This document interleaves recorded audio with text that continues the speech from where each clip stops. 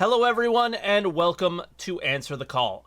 We had a very interesting video that came out this week from CIG's marketing team called What is Star Citizen?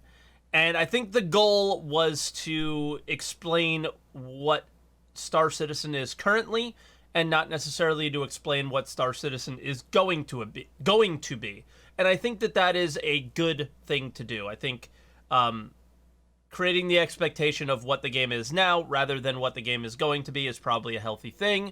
But I think the video was a massive exaggeration without using I don't know, curse words or being really rude and nasty.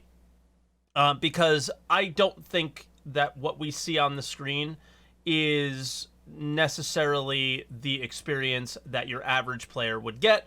I think if I saw this video, I would instantly buy Star Citizen, jump in the game, and be super excited to play, and have my experiences in the game be wildly different from what I'm seeing on the screen. Like, for example, hauling right now, and they're just showing like one box. It's like, I don't know. It's creating this unrealistic expectation of what Star Citizen is. I also just happened to randomly watch a different video this week from another streamer called Asmongold, where he was watching a YouTube video about Ashes of Creation and why the level of hype that's being created around Ashes of Creation and how it is going to be the savior for the MMORPG genre creates this massive level of copium or imagination that is going to create a unrealistic expectation for the game and inevitably create people to be disappointed by whatever the game does inevitably become. And I think we can make super real comparisons to Star Citizen and Ashes of Creation's communities because I think they have similar levels of expectations for the MMO genre in general. First, Star Citizen is breaking new ground. Star Citizen has already done amazing things. The scale of the universe, the scale of the planets, the world, or I should say the scale of the star system. The world in which Star Citizen takes place in, and the current framework of what Star Citizen is incredible. And I want to play a game in that universe. So with the title, What Do You Think Star Citizen Is? I am going to play the role of the person who has never heard of Star Citizen. And I want to hear what people think Star Citizen is and will be. And then I'm going to ask a question. Do you think Star Citizen has proven to you that what you think Star Citizen is possible? So I'm going to ask for the pitch of what you think this game is going to be. And then I'm going to ask that question of each person. I think we have 6 callers in the queue already, 5 maybe. And people are ready to share what their vision of the game is. And this is an experiment because I believe that everyone will have a different explanation of what they think Star Citizen is. Because I think Star Citizen, the company, Chris Roberts, the marketing team, create wild expectations for all of us, and we are unable to bring those down to a realistic level because it's what we hear, it's what we see. These trailers create those things. I spoke with a player in game, and he said he was going to fly between 28 systems and check out a black hole and all these things. And on paper, that should be possible in Star Citizen, but we don't know. And that player might be disappointed. And who knows? And yeah, so I want to hear what everybody else thinks. Before we do that, for me, I think Star Citizen is a sandbox MMO that it has massive scale. I think that there is going to be some level of pay to win. Unfortunately, I don't think that they're ever going to stop ship sales. I think people are going to get some pay to convenience action going on. But for me, the end game, the high level scale of what Star Citizen will be is hopefully a situation where an organization can work together towards a common goal of maybe like owning some territory, a space station, having to defend it from NPCs and other players, and yeah, this dynamic economy that keeps you engaged and always working towards something new. And I do hope that there is some level of kind of crafting and building of your own experience in that sense. That is where I see Star Citizen. That is my Star Citizen. And I hope it has a really strong PvP community that is not overwhelmingly detrimental to the non-PvP community. That is my Star Citizen elevator pitch, I guess. But now it's time to hear some of yours. So, with that said, I got to get into the live room, bring in Alayman. Alayman, what's up? How you doing? Hey, I'm doing okay. How are you? Good. You're a little bit loud for me. I don't know why. I could be a bit hot on my end. If I need to turn myself down, I can. You're incredibly hot, and for some reason Okay. I don't have control over. I'll sort it my end. Give me a sec. No, this should be sortable on my end, and it's not. I've been having a All right. lot. Okay, just don't say anything for a second if you don't mind. I gotta fix this real quick. 1, 2, 3, 4. Okay, I see the problem. Give me 1 second.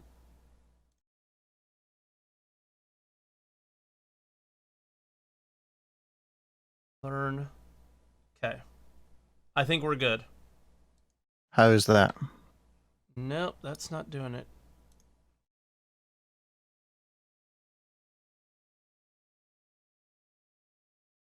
Oh, okay. That explains things. Yeah, hold on. I got it now. Just say when. I'll tell you when.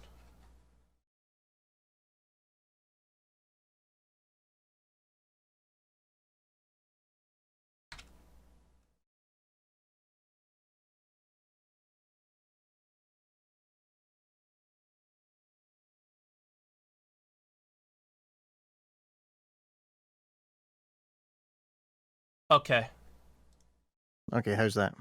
much better. I don't know. Awesome. There was a limiter. There was no reason why that should have been happening. So I Happens. apologize. That's fine, man. Don't worry about it. It's live. This happens. There's no reason why that should have happened. Okay. Okay, so what do I think Star Citizen is? Let me just make sure I understand what is you're wanting me to tell you what I see it as now and what I hope it to be, or because I'm a Kickstarter backer as well, so I have a history I could reflect on. How do you want me to do I this? do not know what Star Citizen is. Okay. What am I buying? Sure. Not necessarily what am I getting right now, because what you're buying is obviously the what it is now, but what it will be, because you're paying money for what it will be. You're not paying money for what it is now. If you're paying money for what it is now, it's worth less than the skins, right? Okay. And can I assume that you're aware of other space games? Sure. Okay, cool. Right, well, Star Citizen to me is, as you already noted, it's a kind of a space opera simulator kind of thing. Should I say a space opera with realistic elements, should I say? I shouldn't say simulator because that's not quite what they're aiming for. It's Okay. also a very social-oriented game. But opera, you mean like there's a lot of story to it? Yeah, there's very deep lore, and of course there's the opportunity for you to band together with your own little group of people and write your own stories in your own way. Who knows whether or not long term that would ever contribute to the lore of the game or not. There are obviously some games out there that do kind of acknowledge player-driven events as in-game history. Some don't, though. Okay. But on top of that, you would be kind of getting yourself into a game that has kind of a play style for everybody. There's a PvP element, PvE element, and then of course there's the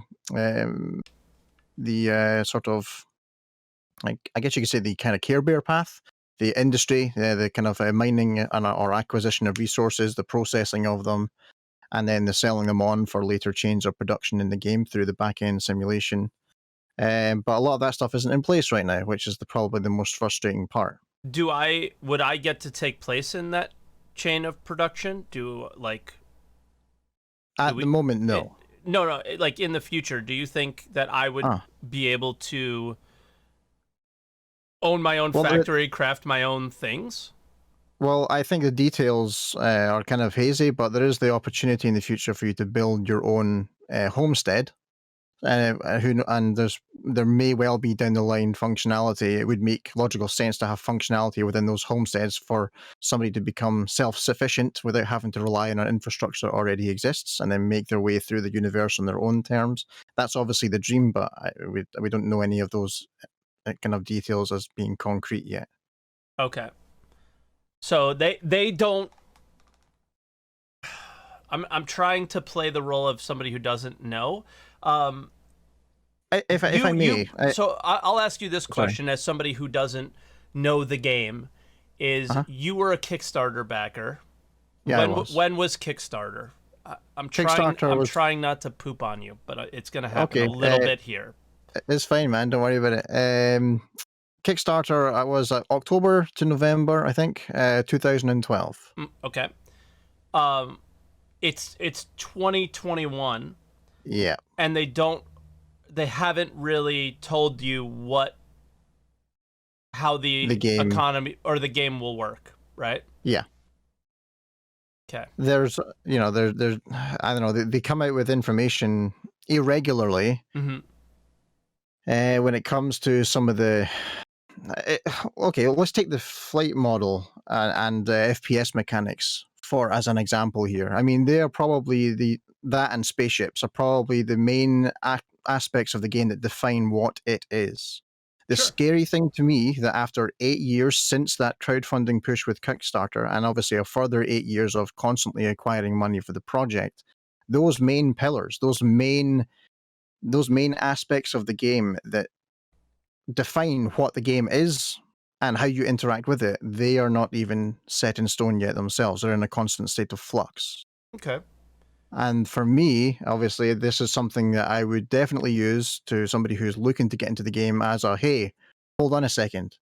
Think about this for a moment. We have 8 years of, in quotation marks, progress, but not one hell of a lot to show for it in comparison to, one, the original timelines that CIG set for themselves back between the years of 2012 and 2014, maybe 2015 as well.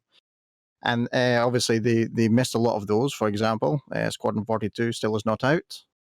Then when they've taken a slightly more lax approach to timelines and essentially not announced them to the community, essentially negating that accidental outcome of setting an expectation that can't be fulfilled, they can't even stick to their own timelines. It makes me kind of believe to some degree that they do not really have a realistic idea of what their potential bandwidth is as a studio. Now, I dare say that lets them down. Like, developers, I'm sure, feel awful about that kind of thing. But the community having, again, all the marketing being pushed to us the way it is, and as you already said, definitely in an exaggerated fashion, the ideal situation. I mean, they're essentially delivering a message of what we wish the game was now. You know, what all the hype feeds into, what all the hype is talking about. And CIG are obviously kind of piggybacking onto that hype and sort of anticipation for the game of the community, and using that as a marketing message to say, hey, look how grand this is going to be. Do you think they believe they can do it? Okay. I think I'm not okay. So some declaration here: not a developer, complete moron when it comes to anything regarding this, I'm but not have asking you a worked. developer question. What I'm Okay, asking I you know, is, but do you think they're being dishonest? I think my original answer would still stand then. I think it depends really on who you're talking to. I mean, I think not long ago you brought up Tony Zurovec. Mhm. I'm completely unwilling to get off of stage at CitizenCon because he thought, hey, people want to know this. This is exciting stuff. They should know it. Yeah. When he was talking about the Quanta system. Now, if you're to talk to him, I don't think he is like that. He's definitely very excitable, but he tends to talk about things that are somewhat tangible at the time, I as don't opposed to the think likes of. there is a single developer at that company Hmm. that doesn't think they can get it done. So we're talking specifically about developers here, not the studio. No, I don't care. Like, we've already established the marketing team is wildly exaggerating things. But what Yeah, it yeah. comes down to is it doesn't matter what the marketing does or says. It comes down to it, is the company still trying to achieve what marketing is showing, and do they think it's going to be possible? I think one of the positives, and this is one of the very few positives of the change of the marketing strategy, shall we say, over the past few years, is that it has allowed the development team to some level to focus on particular things. If there is an announcement deadline or a concept sale deadline or whatever deadline there is to sell something to the community, I think that really does help spearhead an effort of focus for those particular things. Mm-hmm. Now, sadly, tech milestones, because, and I don't mean to speak out of turn here because I'm probably very wrong, but from my perception over what we've experienced so far in the development, I would say the majority of the major technical pillars, the obstructions that this team had to overcome, are hit out of the park by now. We're just waiting for the more complex networking infrastructure that really makes this game an MMO to be able to realize the rest of what this game can deliver. Mm. Now, Okay. because now, obviously, when it comes to technical milestones in the past, like the introduction of planets and moons or object container streaming, there was always a very big marketing push behind that, and I think that really helped them to hone in and focus on actually getting that right. And sure, there was a couple of teething issues with the original implementation of object container streaming and Hurston and all that, but they were ironed out within a couple of weeks. And whilst the performance of the system, especially since the server side of that system came into play, has been somewhat variable, it's not really been something that's ever completely broken. You Yep. know, so I think that the marketing push behind that, as well as when it comes like behind game events as well, to get the teams to focus in, like the mission teams and the lore teams to focus on really making a great experience, like the what was it called, the thing that happened in January? Um, Xenothreat? yeah, Xenothreat, that kind of thing. That's first of all that's a milestone achievement for the development team on like the lower side for being able to obviously provide a like believable context for the actual behaviors you're going to be doing. The mission guys and the AI guys and all this kind of stuff, they did good work under that kind of pressure.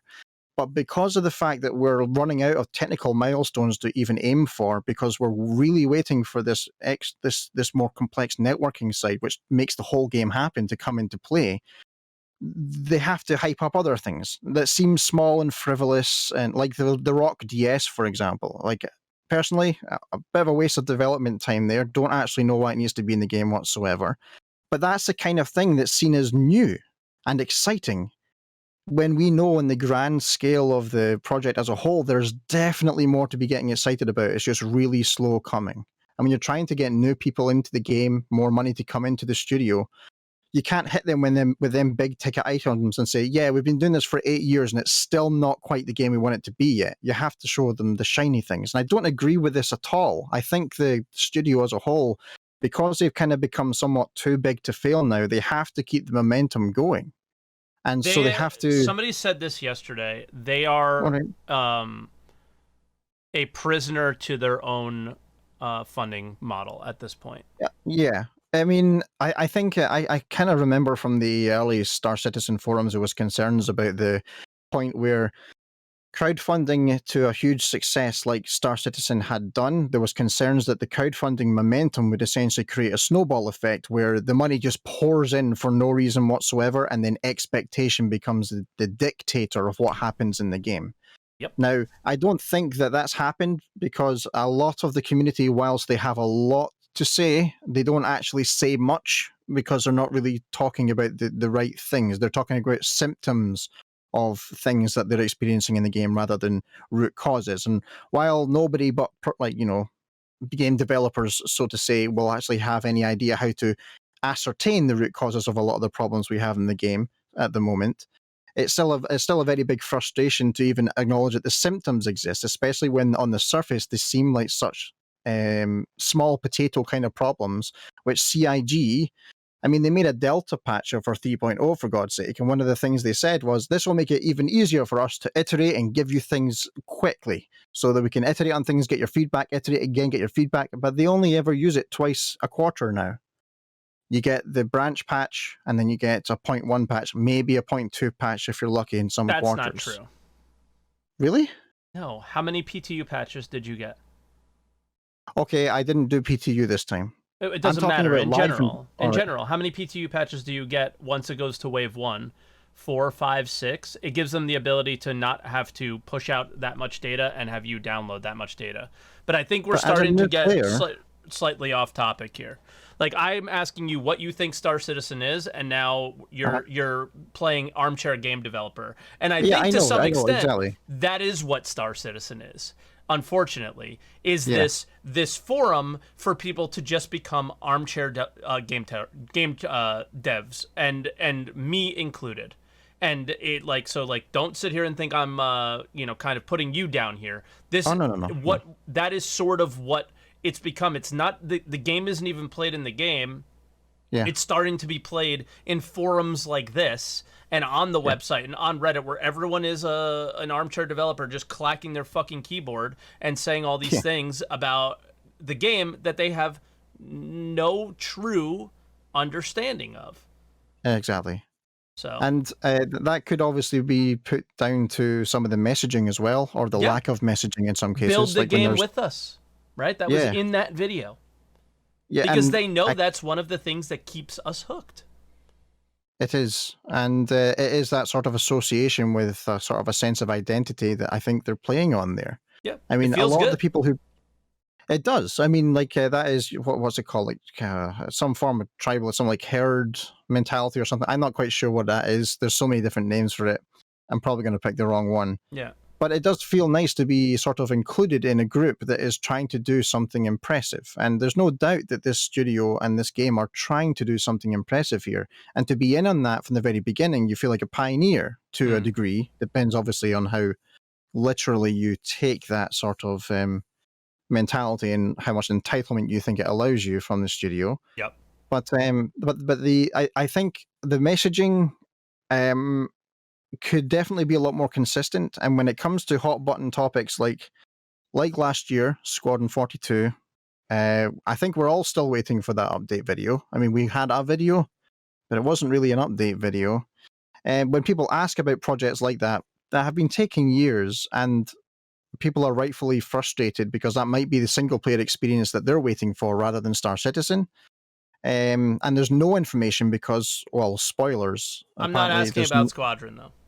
All right, okay. Star Citizen. Then just Star Citizen. Fair enough. Then you can mention, like, anybody else who's calling or whatever. Feel free to mention that they're also working on a single player game. Yeah. But what is Star Citizen? Okay, so, if I were to put it into you got 30 seconds. Sentence. Okay. Yeah, you got 30 seconds. Give me your best pitch of, like you mentioned it before, the best case scenario. Give me your best case scenario. Star Citizen for me is a place where you can behave freely and exercise a sort of a soft RP style of play. Okay. Not that you have to role play in the game whatsoever at all, ever, but you can essentially treat yourself like you are in there. The game is immersive enough to pull you right into the universe. You believe you are that avatar. And then you act and interact with the environment as you see fit, without any limitations, but plenty of consequences if you choose unwisely. That is Star Citizen to me. I think that's a great explanation. And I think that's a realistic one. And I think that that is an explanation that explains Star Citizen now and what it'll be in the future. I hope so. I think that was really good. Sorry it took so long to get there. Hey, that's what it takes sometimes. But yeah, I appreciate that.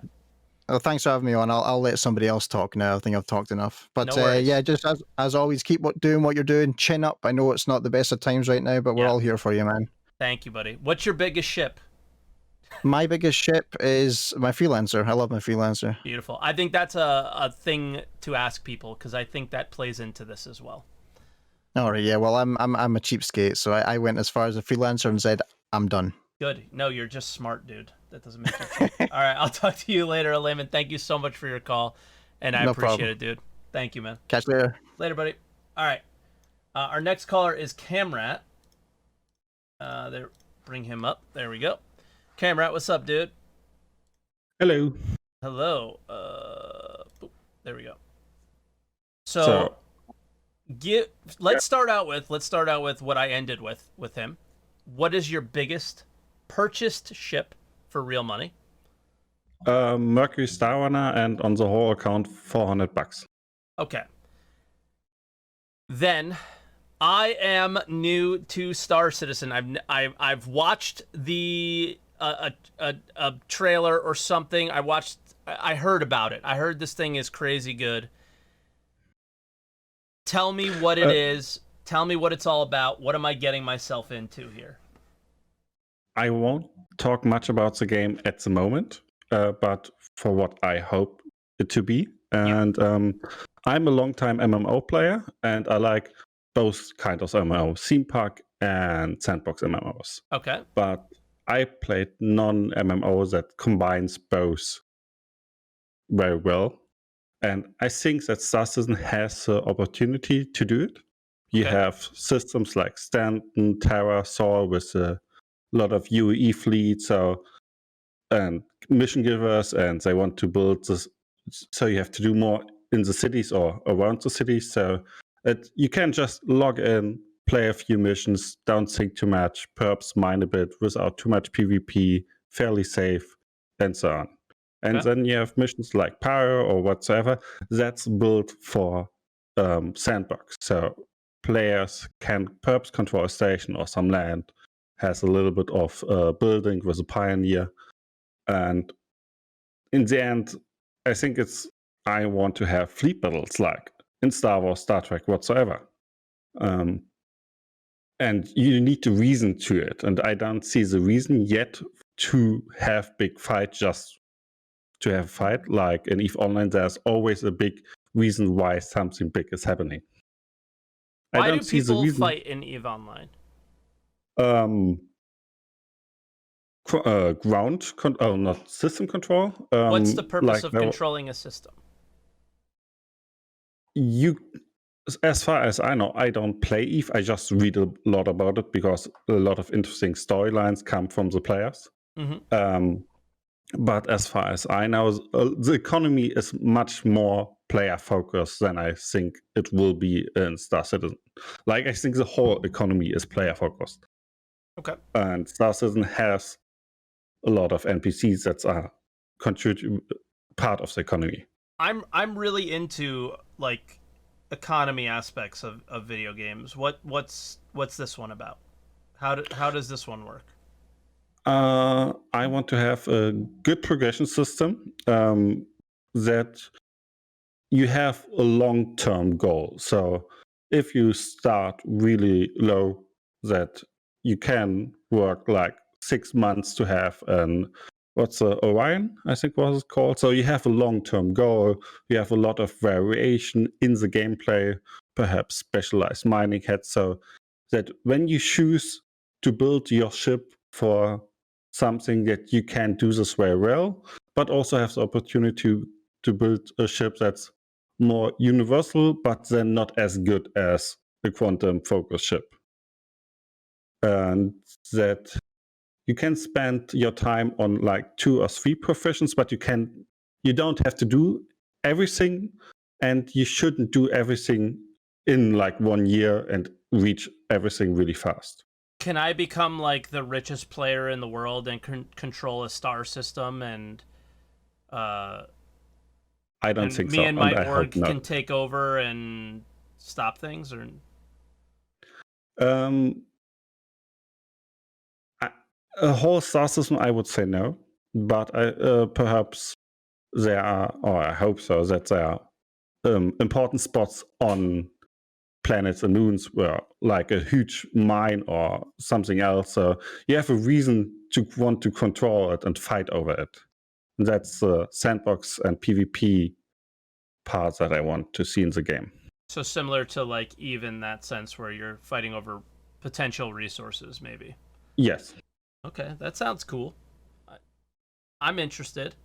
So with the game right now, have they proven to you that they're capable of meeting your expectation for what the game will be? Yes and no. Like with the last Death of the Spaceman, where they talk that not every death is a full death, like with cloning, and you have like a few murders. I think that's a good steps in the right direction, because this game will have a lot of deaths, and players won't do too much risky stuff. It's if each dash is too big of a punishment. So why should you do a big fleet battle where you can die really easy when you are risking too much? And I think they're going in the right direction. But like mining and trading, mining, they showed what it can be, but it's not balanced at the moment. The Argomore is not useless, but 3 prospectors are better than 1 Argomore with 3 players. And I think they need to show more what I can do with the gameplay of the different trading, mining, and what comes in the future. Okay. I don't know. I'm not really sold on the game yet. Basically, is how I feel. It looks nice from what I've seen, but yeah, I mean, I'm interested in more of what do you want to do? What's your end game for Star Citizen? What would you do at the end? Is it just the big fleet battles? Mix between fleet battles sometimes, sometimes just log in, do some missions without thinking too much after a long day of work, whatsoever. So you just can spend some time and enjoy a different universe. Like in every MMO, I just like to be in another place in somewhat, or like reading a fantasy book, what I do like. So you enjoy the world behind the game. Yeah, and they're certainly building an incredible world. Is what Yes, it looks that's like. the biggest part, that I've shown that I can build a really good story behind the game. Cool. That's awesome. Well, all right, Camrat, I appreciate it, man. Yeah. Anything else you want to add before we move on? Oh, you said that you're not really sold on this game, and I'm not salty. I got into the game like 8 months ago with like videos like the last one, where I got way more hyped, and I didn't even buy it at the same moment or start playing it. But even with 2 weeks of looking into some streams and some other videos and the Carrack and the Kraken video, I am not disappointed, but I don't know if they can deliver. I hope so, but I'm not sure anymore. So I can't just say buy the game because it will be good. I just hope so. Yeah. So you're still thinking that they got to prove to you that they can do these big fleet battles and these even to tell the stories that you would like to be told in the game, right? Yes. Yeah. I believe in them, but they haven't shown too much of it. I think Xenoset was, for fleet battle, kinda good looking, but still a lot of performance issues and less interesting and so on. But a good start, right? Yes, it's a good start. All right. Well, all right, Camera. I guess we'll let you go, and thanks for calling again. I appreciate it. Yeah. See ya. All right, buddy. Have a good one. All right. So that was Camera. Our next caller is Earth. Earth, what's up? How's it going? Hey there. Hello. Glad to be on the show here. Thanks, man. I hear that Appreciate you're it. a new player. Yeah, I'm a new player, but I gotta ask you, what's like these spaceships? They're so expensive. What is your biggest pledge purchase for Star Citizen? Because I think it's relevant to the level of Imagine that people bring to the game, possibly. Sure. My biggest ship, I'm not exactly sure which one is the most expensive. It's kind of a tie. I have the Prospector, which is a mining ship, Okay. and a one-person salvage ship, the Vulture. Cool. Okay. So like $100, about somewhere around there, 150. Right in that range. I forget exactly which one. I think one's a little bit more, but I think 100 to 150. Cool. Now, again, I'm a new player, so give me your best case scenario of what Star Citizen is and will be for someone like me. You're not necessarily trying to sell me the game, but I want to know what your vision for Star Citizen is. Absolutely. Long-term vision. Yeah, it's going to be two elements of games. It's going to be a PvE and a PvP game. So you're going to have both elements together in kind of the same environment. It is going to be an MMO, so there's going to be lots of players, potentially thousands, all playing together. So you're not going to have different servers necessarily that you log into. The end vision here is that everyone would be playing in a single server, and you'd be having this combination of PvE things and PvP things going on. Okay. If you're more on the PvE side of things, then again, that kind of gets broken down. You're going to have both mission-driven type of things to be able to do, chains of missions, maybe even single ones, one-offs, that kind of stuff, to be able to follow different mission givers that we see in other types of games. There's also going to be a lot of open sandbox where you should be able to create your own game, for instance, like in trading or mining and things like that, where you're free to, trade with whoever you want, buy from wherever you want, mine wherever you want, that sort of thing. So you're going to have this combination of a little bit of guided missions as well as some open stuff going on. That sounds pretty cool. Go ahead. Sorry. Oh, I was going to say, and I mentioned a couple things there, like the mining and trading. There should be several different careers, I guess, that you can pick. That I guess it also depends on the ship that you would buy, because some ships are going to be better or capable of doing some things over than others. So, things like that, trading or cargo hauling, supposed to have some medics, miners. There should be some farming coming in later. But you're not really pigeonholed into any one thing. You could trade off. Unlike other games where you're going to progress in, I guess, sort of a skill level, where you build like skill, abilities in a thing, it's not really based on that at all. Okay. Really, your skill is just how good you are at doing that thing and being able to, you as a player, you as a person in real life, the more you do something, the better you should be able to get at it, whether that be flying your ship and doing combat, or whether that be just doing a mining type activity. Somebody in chat just said, this guy just made me buy a javelin, so good job. Well, there's also going to be a big exploration aspect to it. This universe is supposed to be big. Each planet or even each moon is huge. It would take you days and weeks to even kind of explore a good portion of even one of the moons of one of the planets. And they are planning on dozens and dozens of these solar systems with planets and moons. So the thing is going to be vast and huge. And this idea of exploration is going to be really big. So if you're a Star Trek fan and, you want to, go to places unknown and find new things. That's supposed to be out there. And in that same aspect, it should have a little bit of, I'll say, living in the verse, a little bit of Second Life nature to it, where, they are planning to have habitats that you probably can't construct. I don't think it's going to have the kind of, builder crafter kind of aspect that you see in other games where you're like Okay. building it block by block.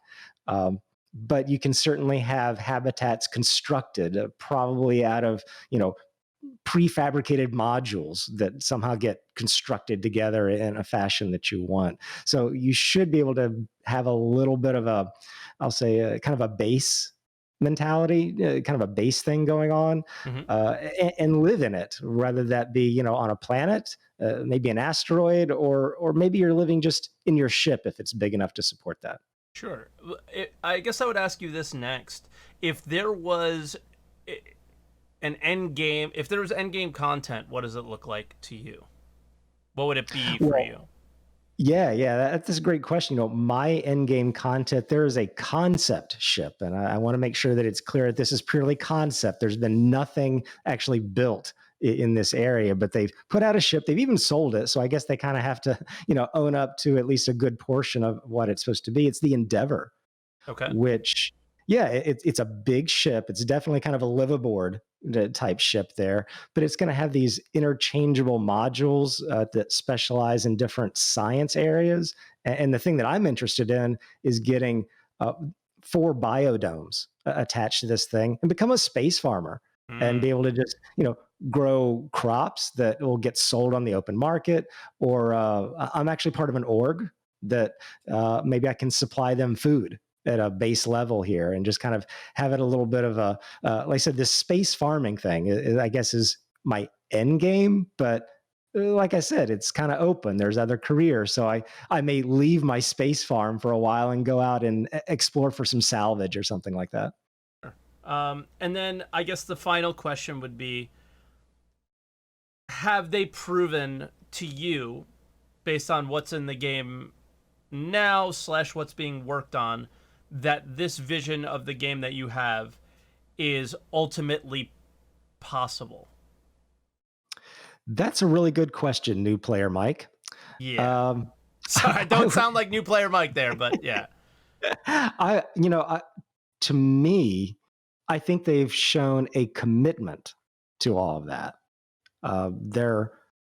Their development team is certainly of a size hmm that's capable of putting together some new technologies to make this kind of one server thing happen. The funding, even though it comes in from people that are buying the ships and buying into the game, even while it's in development, it for whatever reason it seems to have been working. So their funding seems to be coming in hmm fairly regularly. So I think their commitment looks like it's there. In terms of what I see on the ground, there are a couple key technical hurdles that need to get passed for this kind of massive MMO thing to happen. There's a thing that they're calling server meshing, which really needs to happen, and it Yeah. needs to happen well to be able to pull that together. Right now you will be restricted to 50 people on a given server. But to be able to open that up and to have this vision that I'm kind of describing here to you, that needs to happen, as well as just some overall performance type improvements across the board. So I think they've demonstrated a commitment, and I think they have shown some nuts and bolts to get there. But I think the full vision has some hurdles to cross. I think that's fair. And I think I like the way you put it, that they've demonstrated that commitment.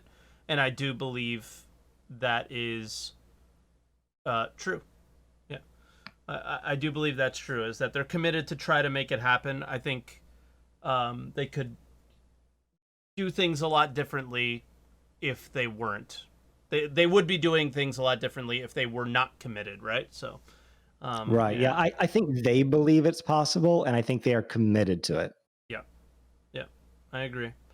Well, all right, Earth. I don't know if you have anything else you want to add, but if you don't, I guess we'll let you go. But do you? No, I Okay. really, you kind of wanted to find out, about the game, and so Yeah. hopefully I helped explain that. If you have any more questions, you can just let me know. Yeah, no problem. Yeah, no. For right now, I think I'm okay. I'm just debating which spaceship I'm gonna buy. My advice there is to start small.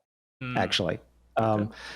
like I said, my two biggest ones were this prospector and this kind of one-man salvage ship. Mhm. But the first ship I bought was a little bit smaller than that. It was the Cutlass Black, which is just a very multi-purpose ship. Mm. So my advice to you would be to buy something like that or smaller, but something that does allow you a little bit of variety. I would not buy a pure combat ship as your first ship. I would buy something that's capable of holding a little bit of cargo, something that has a little internal space, something you can log out in. It probably should have a bed. So something that's kind of a little, mini home away from home, like that gives you some interior space and something that you can, use and build up to these other ships. Mm. I wouldn't jump in and buy, a big $400 ship.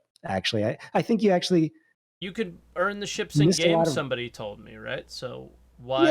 Yeah, exactly. Yeah. So, I think you would actually miss out on some gameplay not working up and getting to some of these bigger ships by doing things in the game. Hmm. So, my advice to you is to actually just start small.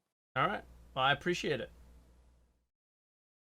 Okay, very Yeah, man. good then. Thanks, Earth. I appreciate it. And while I still have you here, if there's another video game that I really like to play, it's called Eco. If you are at all interested in Eco, Earth on YouTube is your man. All right. So make sure you check him out. If you're at all interested in Eco, we're definitely going to be opening a server on May 12th. So if you want to learn anything about the game, that's where you go. All right.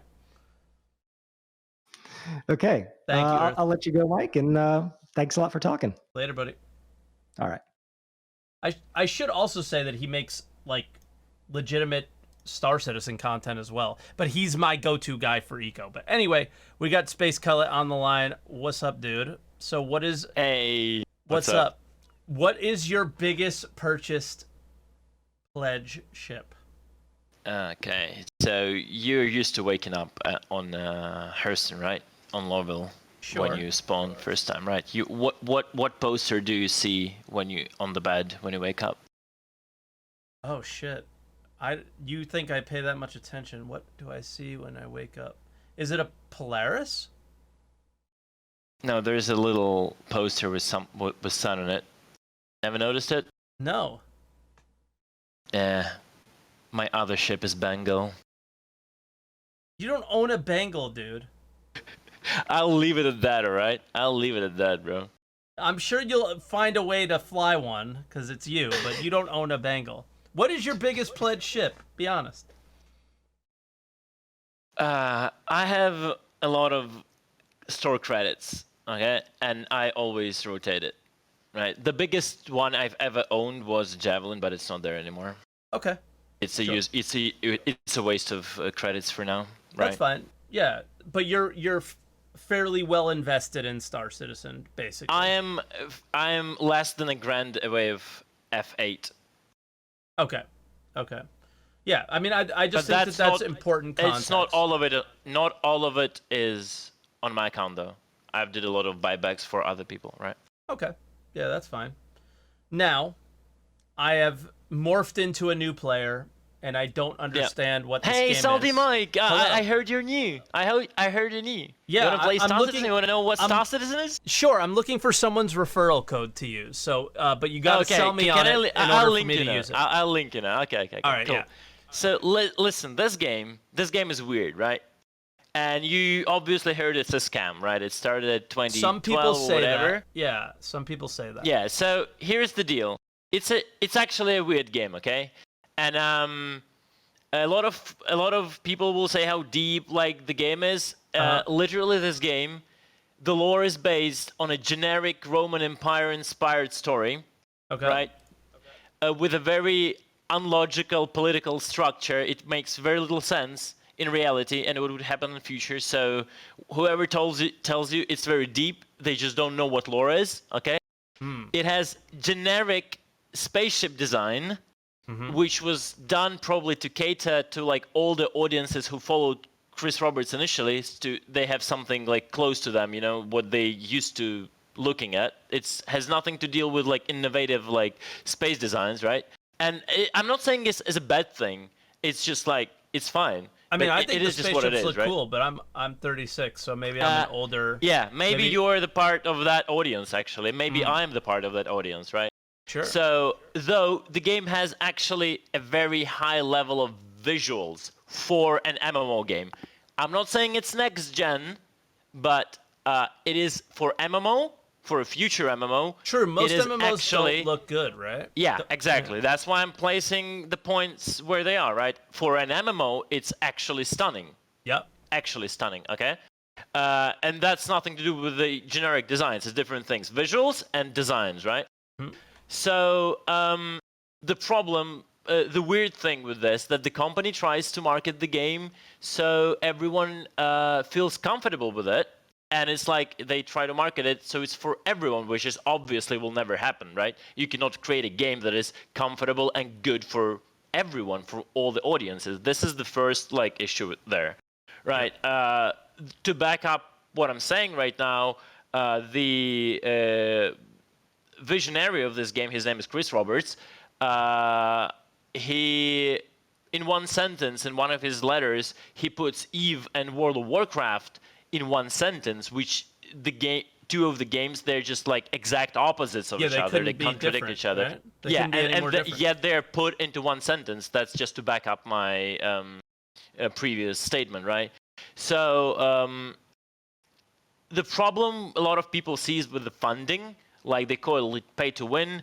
I don't want to go exactly into pay to win thingy, but I think it dooms such great aspects of the game, like a competitive start, a proper life and death cycle of assets in game, right? Besides the money sinks, I think that will be a very big problem with this game. Probably one of the major issues with the game, it doesn't have the netcode network tech that will make it feel as an MMO. Everyone is separated on servers. I've been hearing they're going to though. They're going to definitely. Well, I don't know. I don't care about the problems now. I'm a guy who's willing to buy the game for what it's going to be. I've played alphas before, right? So like I know that it might take a little bit of time, but if I buy the game today, what am I investing in the future? Okay, what you're investing in it's my personal copium, right? It's my personal copium, how I would see the game in the future. And again, anyone can build whatever they want because it's all they imagine. It will be a PvPvE game, player versus environment, where everything will be connected in the open world. We will have crazy net tech called 7 mashing, dynamic 7 mashing. Well, we will have one persistent world, and there will be as many servers as needed. Locations will be divided. We'll have big battles, big stuff going on, big interaction among players. We will have a player-driven economy and market. We will have assets in future that will be destroyed and produced. But that's only going to happen if CG have enough balls enough, big enough, right? We will have much more focus on multi-crew, which is not the case right now. And we will have end game, like territory control, resource control, people fighting over it. People have stations, habitats. We will have finally the combination of PvE industrial players. They will be in the symbiosis with PvP players who will take care of them, and the PvE players will take care of PvP players, so they have something to protect them with. But I think in reality, CAG are too much of a control freaks, and the Quanta may create an very shallow system for the end player, while the system would be very in depth, but for the player it will be pretty shallow, and you will end up just grinding AUC. So no one knows the exact future, and I'm telling you as a new player how it is, because all the promises, they try to cover all the audiences, so everyone believes it's their game. The spectrum is from left to right, and you are the one to believe whatever you want. And that is the truth. I think what you said was pretty based, but then immediately you said it's going to be a player-driven economy. And it's like exactly, that's what I'm saying. They've never said it would be a player-driven economy. So it's like I said that's my personal copium. I said that's my personal copium. Well, and that's the point I said that specifically. Yeah, that's the point of the show, though. Because I believe it can be, right? And that's the point of the show. You want to show what people believe, even if no one is promised. And I'm actually telling you the truth. Yeah. And I know that probably won't happen, but I actually believe that CAG at some point will understand how shallow they can go if they don't do certain things. Yep. Right? Yeah, and that's again, like you said, and I did, that's kind of the point of the show, is that even though you really haven't been given the green light to believe that, it still is what you want from the game. And the thing is that what you want from the game is the thing that is keeping you held on to the game, correct? And I'm not lying right now, and I understand the point of your show, and that's why I'm saying this, because I actually, deep in my heart, I actually believe I have, like, if I have 10% chance that this will happen, that they understand that this will be better, in my personal opinion, right? Yeah. That will be better for the longevity of the project, and I have that little 10% chance that we can communicate that idea, that for whatever I would like to see in this game, I will still believe, right? Yep. Yeah. Though, a suggestion to you as a new player, be careful with the game. CG as a company tied themselves with a lot of promises that are backed with backers' money, and they can hardly backpedal on that, so that may cause a lot of troubles. If you're fine with taking a bug in your face every 42 seconds, I think it is fine to spend $42 for experience the game will give you right here, right now, on this spot. But refrain yourself from any further purchases before we get more clarity. Okay, well now, you kind of brought me into that, is the final question that I'm asking everybody. Your personal copium and all these other things that we think Star Citizen will be, have they proven it to you that you think it's possible? I think the only real answer for me personally, is when I will see server meshing. If they will do server meshing, actually pull it out, especially dynamic one, then anything that I would personally want in this game is possible. It will be just to the game design. That's it. It will be just... So for me, I want to see server meshing. When that's in, obviously along with iCache. Of course, you're a new player, you don't know what that is, but if we're actually talking like real stuff... Once we get to this stuff, we're past that. We're past the elevator pitch, and we're more talking about do you think it's possible or not? If they will deliver that, then everything else is possible for me personally to enjoy it, but then it will just decide on game designers. On game design, like values, how they do stuff. Main thing, I want to see it becoming an MMO, right? Sure. That's the main thing. Everything else, will it fail or succeed in the way the economy works, in the player-driven or not economy? That will be just the matter of values and game design and decision of game designers. They can do it if they want. they can tweak will it. not do it. Yeah. They will not do it if they want another really dangerous. That will be just boring and dull. You just grind money. You grind engineers. In this case, there will be some gun upgrades or whatever, and then whatever. It will never become like something grand, like Eve. And I'm saying Eve in a good way. There's a lot of ways you can say Eve in a bad way. Sure. I'm saying Eve just in a good way, like everything good you can like see in Eve, right? Sure. So yeah, that will be just literally to design decisions. And design decisions is not something impossible, right? Tech, if they pull out the tech, we're golden. That's my opinion. My last I'll give an extra question to you then because of what you just said.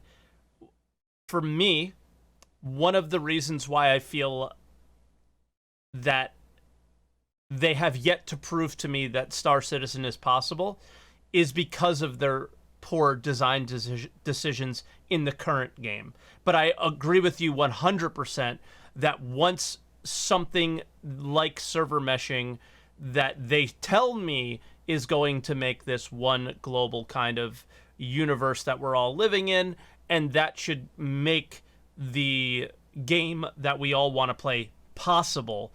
I still haven't seen it proven that even from a general game design scenario that they're capable of making the game that I want to play. You know, just the prison implementation, missions just being generally the same thing repeated in different ways. Lack of imagination on that standpoint with the current limitations that they have. Even though you have limitations, it seems like there's a complete lack of imagination of what you should be capable of doing in the game. Like, these are one of the, like, I am still a believer, but these are the things that are bringing me down, keeping me from believing, is that lack of imagination with the current limitations and doing stuff with design in the current world. Can I comment on that? Absolutely. Yeah, so I totally agree. Though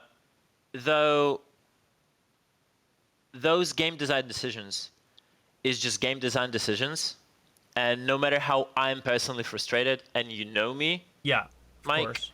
I am frustrated as much as you are. We both understand this game. We have different approaches to the game when we do different stuff. Sure. But we talk a very similar language. Yeah, because it's We know across the- the board the issue.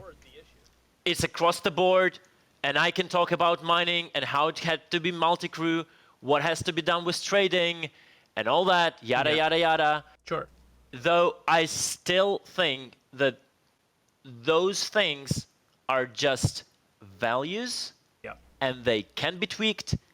Hopefully, they will be tweaked.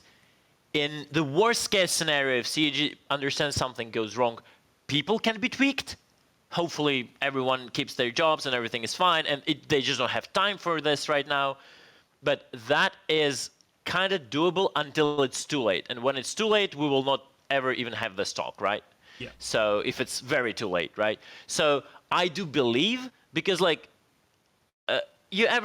have you ever read through my patch notes? 3.42 patch notes? Never?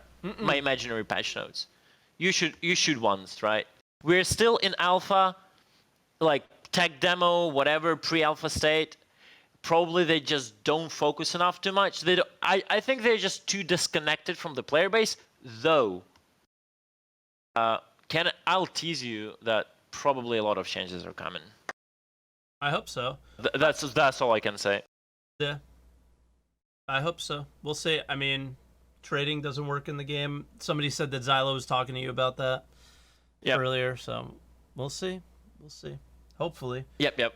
All I will probably shut up now, and I don't know if there are any yeah, there are callers, so I'm so, man, I didn't sleep almost for 24 hours, so I'll just shut up now. I think you did fine though, so I appreciate it, Cutlet. And I thought, yeah, you were like kind of on point, and yeah, we agree with a lot of things for sure. And by the way, if you're a new player, buy a Mustang, use Mike's referral code, because you will anyway, or mine, of course, because you will anyway get a referral Aurora right now. So Yeah, go the use Aurora Mike's ES. code. Yeah, If you're listening, don't buy Aurora. Use his code, buy Mustang, and you'll get Aurora. Don't be left out with 2 Auroras. True. Cullet, you're so... All right. Later, dude. I'm out. That is a good point, though. Why would you want 2 Auroras when you can have a Cutlass or an Aurora and a Mustang? But I think you should just buy the premium starter ship, the Nomad, because it would destroy both of those ships in any competition and aspects. But anyway, that'll do it for Cutlet. We have Crazy Daniel on the line. Crazy, what's up? How you doing? Yeah, good. So let's start out with, what is your largest pledged ship in the game? Only a whole B currently. Only a whole B. That's good. That's good. Okay, cool. So mildly invested in Star Citizen. Yeah. All right. So now I've morphed again into a new player and don't know anything about this game. Give me your elevator pitch of the best case scenario Star Citizen from your perspective. So I'm not sure if it's a lot, but I have 2. I have one from early days, 2014 till 17, and then later. Sure, If go that's for all. it. Yeah, that's fine.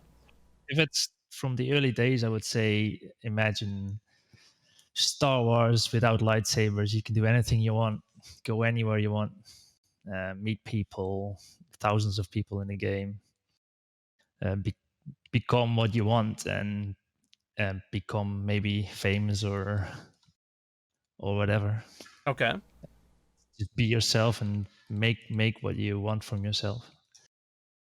But then there's the other part for me that's after 2017, which is a combination of Truck Simulator and Tomb Raider and Halo, where you might see some other people Okay. if you're lucky. If you're lucky, yeah. That's interesting. I mean, those games are cool. What aspects of each game, why did you choose those games? So it's a lot of, I mean, Truck Simulator is a lot of driving. So it's comparable to sitting in Quantum, just, right? Sure. Then there's a part of it, and then Tomb Raider has got some puzzles and some shooting and some stuff, but nothing spectacular. And then Halo, why? Halo, it's similar as well, I guess, but a bit more space. So shooting, driving a little bit over planets and that kind of stuff. Okay, interesting. I have two completely different feelings about the game, which is early days where they promised everything. But the way you described it is no different than the way they describe it today and what a lot of other players feel. And I don't think it's super off base either. Is most people that called today, that is one of the similarities between most of the calls was the choice aspect of you're not following a linear progression. You're kind of doing what you find you enjoy in the game. Yeah, I think they've been selling it like that all the way.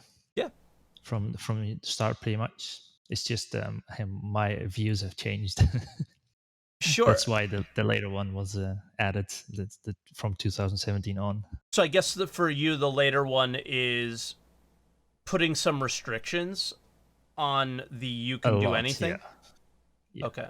Yeah, I think so. I think everyone. I think it's been said. Pretty much everyone said it already. I think, but I really have to see if they can make it happen with the tag. So at this moment, you're still kind of skeptical. Oh, definitely. Yeah. Maybe even what comes next after skeptical. But I still hope they will get it. Sure. Because I'm still here. I'm still watching some stuff, maybe once or twice a week. Yeah. But it's not like 2014, where I think pretty much everyone except the famous one guy that's very famous on the internet for hating on Star Citizen was dreaming of this kind of stuff. And I think probably now it's changed a little bit. Yeah, There's still some, but I think there's enough information now to have some suspicions and doubts about what's possible and what's not. And I think back then it was not the way. yeah, it's true. I mean, it was all just on paper or on video. It was never. I mean, back then we had just a hanger module, and somebody mentioned it during my live stream today when I opened up a hanger and left. They said, "Remember when that was the dream, and now it's happening every day." And I responded with, "It still is the dream, because it's not my hanger."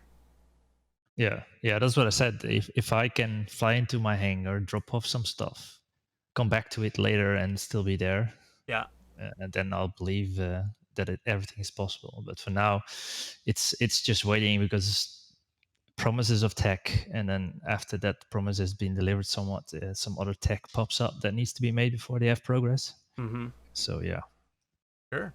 that's without getting really salty. I hope they can do it, but I'm suspicious. At least everything they promised is not possible, because they overpromised way too much stuff. But I think they can make a good game, and it could be fun. But can they do the tech? Well, I'll ask you a different question than everyone else as my final question, because you kind of answered it already with like, have they proven to you that it's possible or not? Is, what do you think it looks like if the tech doesn't deliver fully how they've said it? I guess is what's the worst case scenario, Star Citizen, then? I think the worst. I think the worst case in that mind is that it stays the same with which is now with just a few more systems, maybe. Yeah. Where you have a loading screen. I think it still could be decent. It's not what they promised, but it could still be fun. It's just not an MMO, I guess. I mean, you could still have an MMO with loading screens in between star systems. Yeah, that's like possible. It all depends on how many people can load. Like the whole seamless thing is less important to me than the ability to be on one single shard with everybody, and their interactions within that universe all matter. I agree. Yeah. I think at this point, when you look at it's 9 years now.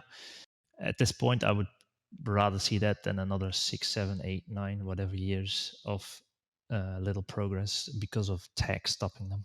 Sure, but given that they haven't even seen if it works or not yet, obviously you're willing to wait and see how this experiment of server meshing and all those things work out. I mean, I don't know. People can continue to tell me that the tech that they're building with server meshing exists already. I don't know if that's necessarily true in the implementation in which they want to do within Star Citizen or not. I have no idea. This is another one of those things where like everybody thinks they're a developer for this game and know everything about it, and I'm not entirely sure if I believe if they do or not. But obviously, I would assume you're willing to see that part out, right? To see if they make it there. I mean, I'm not nearly as invested as in time in the game anymore as I was. Sure. But I'm definitely hoping that they will do it. Yep. The question is, will they do it? That's the big question, and in a decent time frame as well, not just another 10 years of this same stuff. I mean, it's been pushed back now quite a bit, so what a decent time frame is. I think they've conditioned us to not even understand anymore what's realistic, and yeah. Every 2 years you move 2 more years. The game, it's the game's gonna be good in 2 years. It's a 20 days meme of the Russian developers, isn't it? It's sure. just in SE it's in years. Yeah, it's just in years, exactly. Yeah. But all right, Crazy. Unless you got anything else, I guess I'll let you go. Cool. I appreciate it, man. Yeah, thank you. See you later. Now. Later, Crazy. All right, and our next caller, and maybe our last caller, is Abnormal Sloth. What's up, dude? Yo, what's up? How's it going? Yeah, not bad. Yourself? Could be better, but could be worse. So Not gonna Yeah, complain. as it is. Nobody cares. Oh yeah, let me ask you, what is your biggest Mhm. pledged ship? I have a Mercury Star Runner that I've upgraded to over the past, I'd say, 5 years. Okay. What'd you name it? I named it Shippy McShipface. Would. I knew somebody would. And you were the one. Yes. Yep. You were the guy who did it. Well, now I am the guy who's never purchased the game before and doesn't know anything about it. Okay, I've had a lot of experience with that in the past, so So, what is the best case scenario, the dream in your mind that is Star Citizen? Sell me.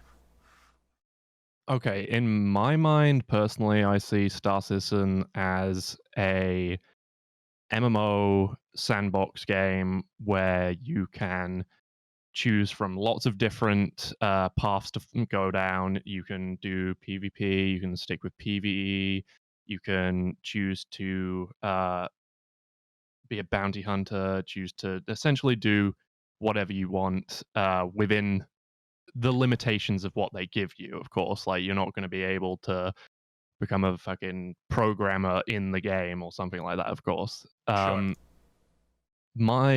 My personal venture that I want to specifically go down is more of just a generalist role where I explore different systems, or I explore different planets, and then I can also PvE, PvP, and go around exploring all of the different avenues that the game provides me, because I don't like missing out on content that is provided to me, especially if it's free form, where you can choose to go between them, as is the uh, expectation with the game. Mm-hmm. Yeah, so you're not going to be like mining every single day. You're going to give medical gameplay a try one day and then move to salvage the next and then PvP the next, Yeah. whatever, right? Give yourself some options. And I think that's been the general theme that everyone's been saying, is that you do have those options. And I think that's a really good thing to point out, is that once you go down one path, you're not necessarily stuck to that path. I think the reputation system is going to stick you to it a little bit more than it ever has in the past, though. I think the reputation system will stick you more to a sort of like, if you lean too far one way, of course it's going to block you off from other avenues, but that's something that I think you'll eventually be able to recover from if you really want to explore the extremes of one side or another. You Yeah. go to one extreme side with the reputation system, and then slowly but surely go over to the other side and experience that. It would take more time, but you would have the option there for you to explore those avenues. Sure. Now, I'll ask the same question I've asked of everyone. Has the company proven that your vision of the game is possible?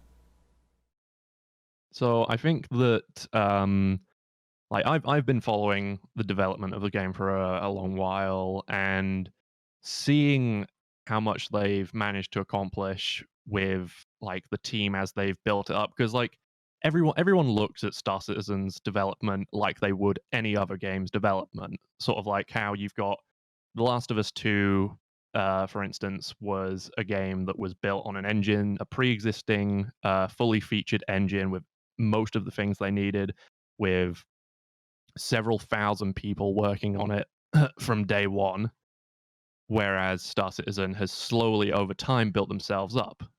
And watching them build up and build all of these systems that have never been done in any other game before gives me hope, I would say, that they are on their way to creating the game that I want them to create. But I'm not going to 100% say that they have done that until they have actually done it, because Yeah. I don't like putting hope into something that I haven't seen come to fruition. Yeah. Yeah, I mean, I think, like, I mean, man, I'll just talk to some random people in the game, and they talk about this game like it is the second coming, right? Absolutely. And it's so unhealthy, and that's kind of like the point of today's show is to give people a reality check and to do this exercise with yourself and make sure that you're just checked, because I've gone unchecked at times too. And because I've gone unchecked, I've created this unrealistic expectation for what Star Citizen can be, not only as a game that I just generally play and would enjoy, but a game that I would stream and create content for and all those things. And none of it is possible, and none of it is possible in the near future, because I haven't taken the time to like stop and be realistic with myself. See, I think that, like, on the topic of content creation, like you mentioned, like, the game is in a state where you can't, like, it's so unstable right now that you can't reliably make any meaningful form of content except from one piece. I've seen one video that has caused me to, every time I watch it, I feel reinvigorated for the future of the game, and that is the video from Bed Bananas. If you've seen that, his No. Star Citizen video, absolutely watch that. That is, Link it if it's you only can. about it's only about 20 minutes long, Okay. but it is incredibly good and always gets me in the mood for the game anytime I watch it. Interesting. And if we could get more of that, rather, if we could get to the stage where the game is stable enough to support more stuff like that, I think that it will cause, I'm not sure entirely how to put it, but sort of like, it would cause a boom in the development of the game, because Star Citizen, like the devs, CIG, would realize we need to focus on making this more stable so that more of this shit can happen. Yeah. And we need to focus on stability more than just extra features that are, like, absolutely meaningless. Yeah. Okay. Interesting. Well, yeah, I guess we'll leave it there with you, but I do appreciate your point of view. And yeah, your thoughts on everything, because I think it's a healthy way to look at stuff for sure. Mm-hmm. How would you like me to link that video, by the way? I already got it. Somebody linked it in chat. Oh, okay, perfect. Yeah. I do now. I know what video you're talking about, but I never sat through and watched it all yet. I absolutely recommend doing that, because it is very, very enjoyable. Yeah, man. Yeah, I don't know. Where do you see the game in 2021? 2021. So I haven't played it nearly as much as I used to, but I did play it again within the past few days since the latest major release. Mm-hmm. And I have been disappointed recently with the lack of content that they put out from the major releases. But at the same time, I know that that is because they're working. Not only are they working from home with, like, less communication between one another, but it's also hopefully them focusing on fixing bugs, like the elevator bug that finally got fixed, and just focusing on more long-term goals, which is something that they've been needing to do for a long, long time. Yep. Yeah.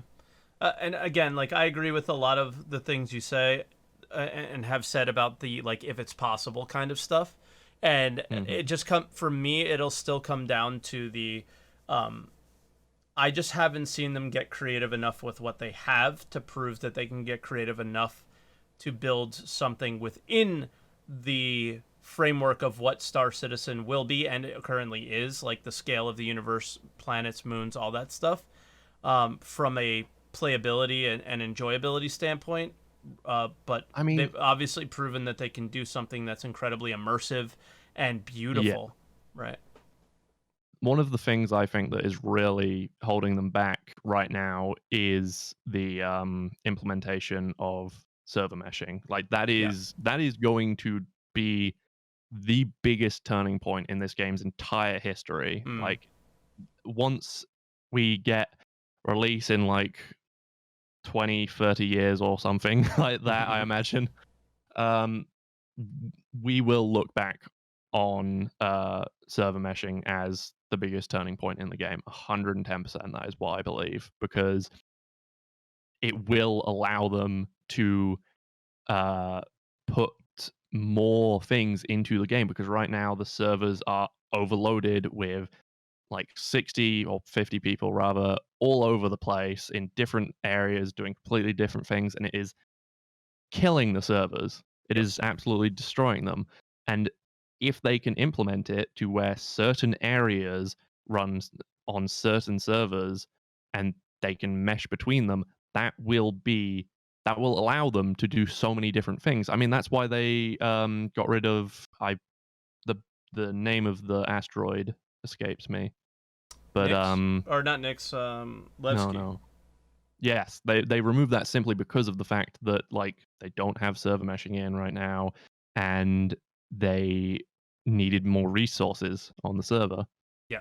Like that is evidence of them of showing the limitations of those servers. Yep. I mean, just generally playing shows the limitations of the servers. Yeah, that as well. But yeah, all right, Abnormal. I guess we'll let you go, but I appreciate your call a lot, and I think you have a really good and grounded thought process on the game, for sure. I appreciate that. Yeah, man. We'll talk to you soon, man. Thank you. All right. See Bye ya. now. All right, and our final caller, who may or may not be like really echoey, I've been warned, is Lucas Craft. Lucas, can you hear me? Yeah, I can hear you. Oh, that's not bad at all. Okay, no worries. Okay, good. Yeah. I had to switch to a different mic because the one on my headset wasn't working today for some reason. So. Oh, you sound fine. I don't know what's up with that. No, Good. you sound fine. All right. So start off with your biggest pledge. Biggest pledge is the Mercury Star Runner. That's most people's. Interesting. It is, yeah. Yeah. And that was some money I got from the coronavirus money that the government gave everybody. You spent your stimulus money on a Mercury Star Runner. Yep. Nice work, dude. Nice work. Now, Yeah. tell me, I'm a new player. Give me your best case scenario, the grandest vision of Star Citizen you have. All right. So here's the pitch. All right. Star Citizen's a game that's going to provide enough tools and enough freedom to the player in a sandbox environment that you're going to be able to live out some of your biggest fantasies from the sci-fi genre. What is your biggest fantasies? Okay, so I'll start with one. Let's talk about the first 10 minutes of the show The Mandalorian. Okay. He flies into a planet. He's got a bounty hunter mark. He lands on the planet. He goes to the location that he's tracked the guide to the planet. He gets in a little scuffle with some of the locals. He makes his capture. He subdues his target, takes the target back to his ship, loads the target onto his ship and flies it to where he's going to deliver him, and he gets his payoff as a bounty hunter. That first 10 minutes of the very first episode of Mando with the blue fish guy that he captures, that's one example, start to finish, of eventually what you'll be able to do in Star Citizen. It's not there now, but they've told us there's going to be live capture. They've told us there's going to be a way to subdue your targets. We already have bounty hunting in the game in some form right now. So I know at some point in the future, that's going to be something that I can do, start to finish. The entire intro to Mandalorian that kicked the whole show off, I'll be able to do that myself as the hero of my own story in Star Citizen. Okay. Yeah, I think you're slightly grand and exaggerated, because it's the Mandalorian rather than the video game that you're expressing and explaining. So it'll obviously be slightly different, but in general, I don't see how something like that isn't really possible. Subduing your enemy, taking them on your ship, delivering them somewhere. All that stuff seems like super realistic and like a thing that could happen. Right. What else? And Like, that's my what are point. your I'm other not- things?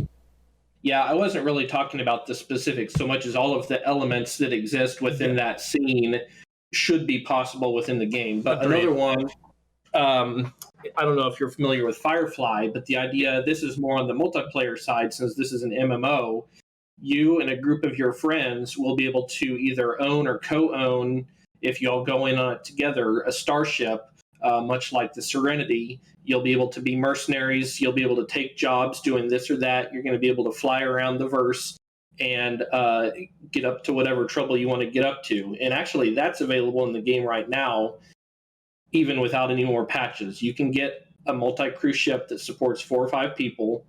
You can take missions for doing this or that. You can fly around and you can get up to some trouble with your friends.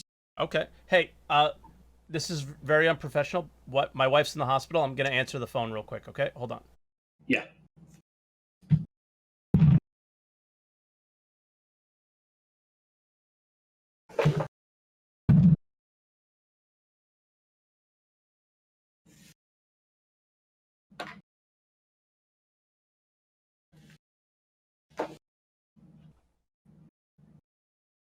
Hello, I'm back. All right. I hope everything's all right. Yeah, as good as it can be. I just told her I'll call her back in 5 minutes, pretty much. Good deal. Yeah. I won't keep you then. No. So that's the idea. That's the concept for me. That's what I'm looking forward to in the game, is I want to be able to, I see these things in movies and in TV shows that I enjoy.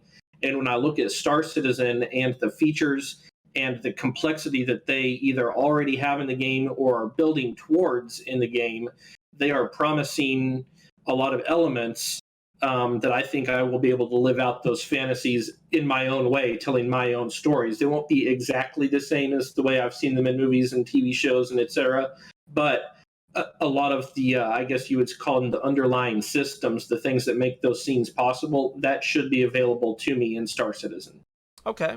I'll give you a scene, and let me know if you think it's possible. Okay. A Star Wars fleet battle scene. Spaceships everywhere, lasers all over the place, explosions, capital ships, boom, boom, flying all over the place. I'm not sure if it's possible yet. I'm not a believer when it comes to that. Are you? We had that in a small scale with the Xenothreat.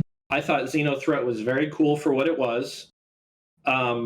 The biggest problem is the player cap size. When they released Xenocap, they actually bumped the player cap down to 40. I think we're back up to 50 now, but we were at 40 during the Xenothreat. And so the battles weren't huge like what you're talking about. It was big, but it wasn't huge. Sure. But I do think that's going to be possible. Many people before me have brought up server meshing. Yep. And, everybody always makes a joke about the floodgates and all of that. And I don't think that the server meshing is going to be a floodgate scenario, but I do think it's going to enable a lot of gameplay in the future that we don't get now. Okay. And that includes bringing more people into battles. But absolutely, I think we can have Star Wars-sized fleet battles. If, a couple orgs show up with a javelin or two, or an Idris or two, and then other players, maybe solo players, hear that something big's going down, and they all turn up in their little, their solo ships, their Super Hornets and their Anvil arrows and all those things. If people just start turning up to see what's going on and this big fight breaks out, I think that's absolutely going to be possible in the future. Okay. That's fair. Yeah, I mean, we kind of got into like if you think it's possible or not. Yeah, I mean, how do you feel about my feelings about the lack of imagination and the lack of enjoyable gameplay experiences in the current game? And how that creates this skepticism that I have now.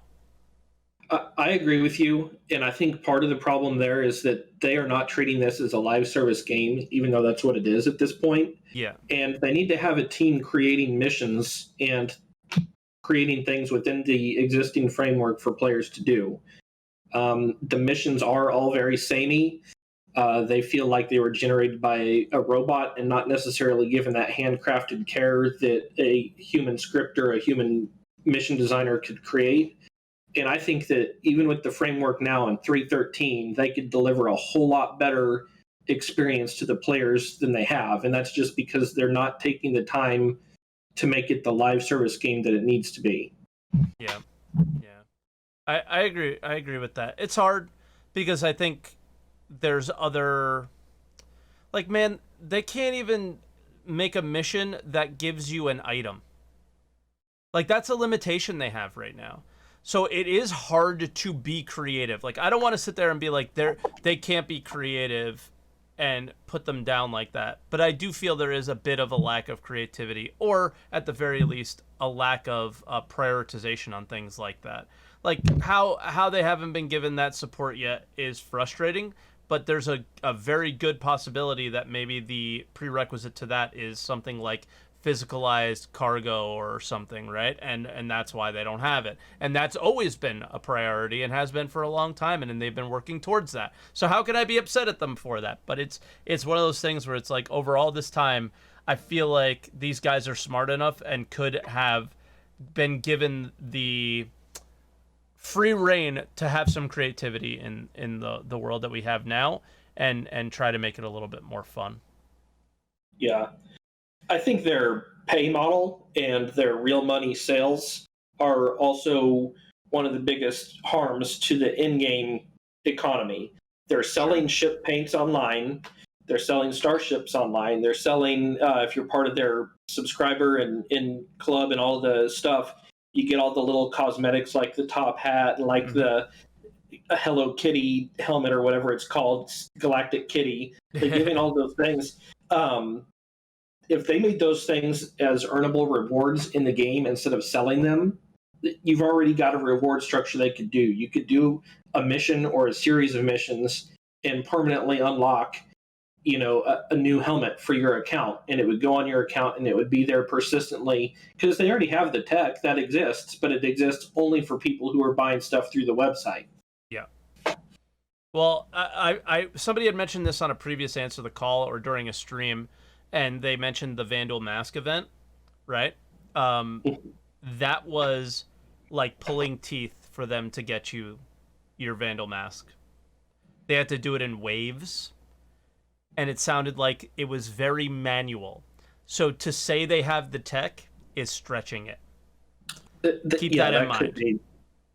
From a server and tech standpoint within the game, that might absolutely be true. Maybe they have to feed it in through an API that's only available through the website right now. That could be. Yep. I'm just saying, I think that they haven't put in development time into a reward structure. Yes.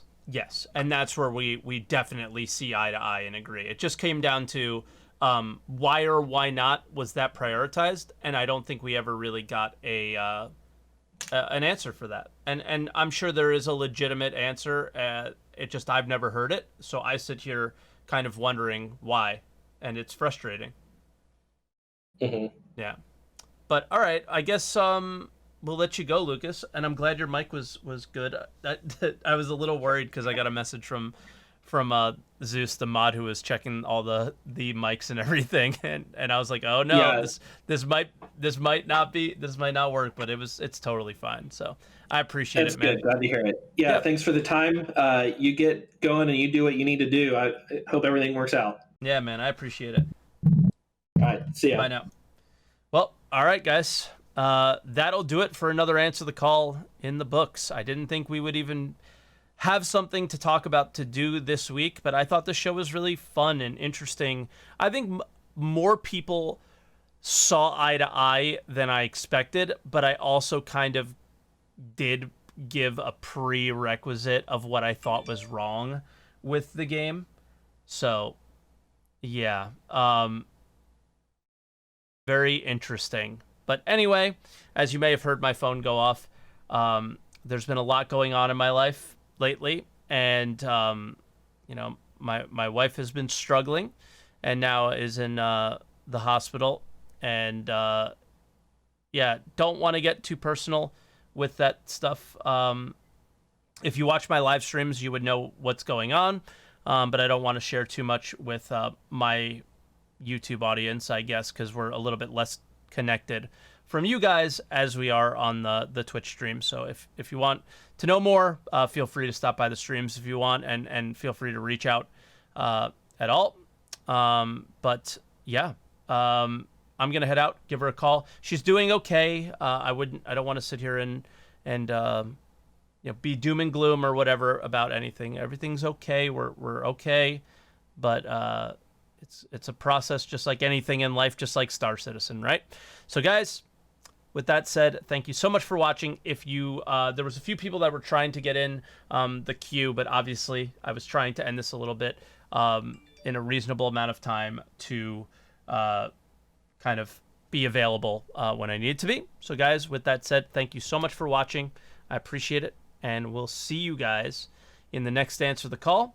And if you are watching on Twitch, it'll be up on YouTube later today. If you're watching on YouTube and you do want to take part in the show, discord.gg/SaltEMike, twitch.tv/SaltEMike, Sundays, 10 a.m. Eastern Time. And I need to do a better job of getting topics, but Star Citizen is not doing a very good job of being interesting right now. So it's kind of hard to find topics, and I kind of come up with them just at the end. I take like a week's worth of content and try to figure out something to talk about. So hopefully we have something early that I can share with you, and you can be prepared for a show you might be interested in. All right?